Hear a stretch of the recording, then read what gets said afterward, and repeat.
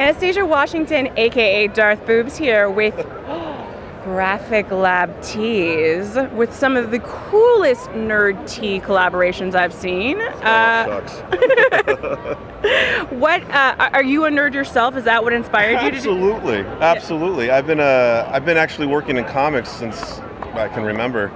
I started out doing caricatures in theme parks, and I got a job with a company called Antarctic Press. Then I started editing for them.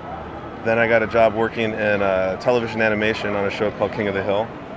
And I've always wanted to work in animation. Heard of that one. Yeah, you might have just heard of that. And then I kind of fell into this t-shirt thing, and I found that I loved it way more than anything else I've ever done.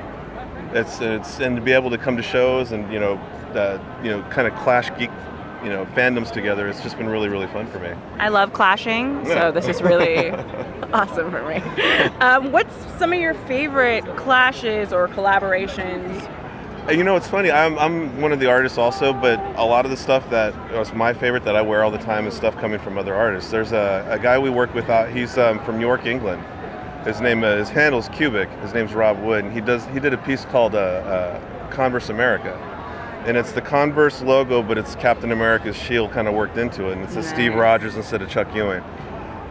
Hands down one of my favorite shirts because of the design and the way we printed it. And not to get highly technical, but we used a process called discharge printing, which is basically a type of ink that bleaches the color out of the fabric of the shirt instead of using plastisol and putting it onto the shirt. And so when you wash it, it's super soft, and it's like butter. It's like my favorite shirt. Quality nerddom. Absolutely. Plus, like I said, I get kind of geeky when it comes to the printing process because that's why we're Graphic Labs. We're always finding new geekdoms.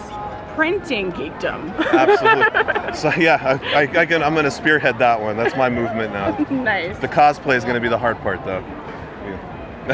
Because I got to dress. Press. Exactly. Right. How are you going to do that? So that's your favorite. Which one's like your favorite that you've personally done? Wow. Now see, that one's harder. Because they're like your babies, huh? Well, it's not that they're my babies. It's just I'm always so critical of my stuff. And even though people are buying the shirts and you're supposed to get validation, I'm still like, I could have did that better. This shirt could have been more awesome if I did that. And I have a Predator Alien shirt. And it's a baby Predator and a baby alien, and the Predator's taunting the baby alien with a stuffed doll of a colonial marine.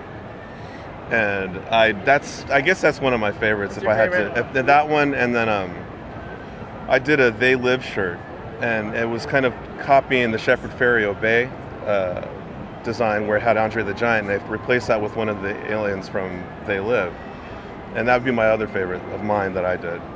So what, besides printing, what are you really geeky about? What do we see a lot in yours? Is it aliens in particular? It's movies mostly, like Movies? just like I would say 80s and 90s flicks. I'm kind of tied to those. I like those. Well, my brother and I don't know what my parents were thinking, but my brother and I, we kind of grew up watching movies that are completely inappropriate for us. Yeah. Thanks, Mom and Dad. Yeah, exactly. I'm like, 11, 12 years old watching Blazing Saddles, and So you grew up like me. Yeah, exactly. Yeah, it's one of those things that I've got unsupervised kind of growing up. But yeah, so that's kind of what inspires my art. It's just movies and things that I'm just really into, but mainly just good movies.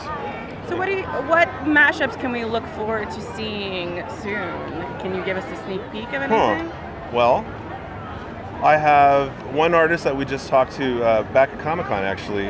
We have him scheduled to run in a couple of weeks. He did a great Tyrion Lannister piece from Game of Thrones that I really dig. And then he also did a Cobra Boba Fett mashup. Wow. So you would think it's weird, but when you see it, you're like, that's on. No, I'm just really excited about it. Yeah, and then I have a Daenerys piece from Game of Thrones that I'm still sitting on, and I've got a Black Manta sushi chef thing that I'm working on that I still haven't gotten quite right, but I'm trying to get it, Awesome. So that's what we're working on. That's what you can look forward to. Lots of Game of Thrones, which I'm always good with. So one quick awkward question, since we're called Awkward Conversations. Sure, go ahead. What's the most awkward moment that's happened to you? Ever? Like in my life? Yeah. When I asked my wife to marry me and her pop didn't dig it. That would be awkward. That's awkward. That's awkward. Yeah. Yeah. He wasn't into it. He wasn't into me, but she ended up marrying me anyway, thankfully, and that's probably pretty awkward. That's awkward, but with a happy ending. Yeah. So that's good. Exactly. And then apparently I'm the favorite son-in-law now, so. So you won him over. Eventually. So where can they find your project? Our products are on graphiclabtees.com, and we are a weekly website where we feature a brand new piece of art with a brand new artist every Monday, and we have it up there for the entire 7 days. Those shirts are only $11, and we ship anywhere in the world. And it's a great deal. And we also partner with a company called Loot Crate. We do a lot of printing with those guys, and they actually just distributed a bunch of our $5 off coupons. So if you see those, very valuable, and you end up buying a whole bunch of shirts because of it. Awesome. Well, thank you so much for being on Awkward My Conversation. pleasure. My pleasure. Nice meeting you.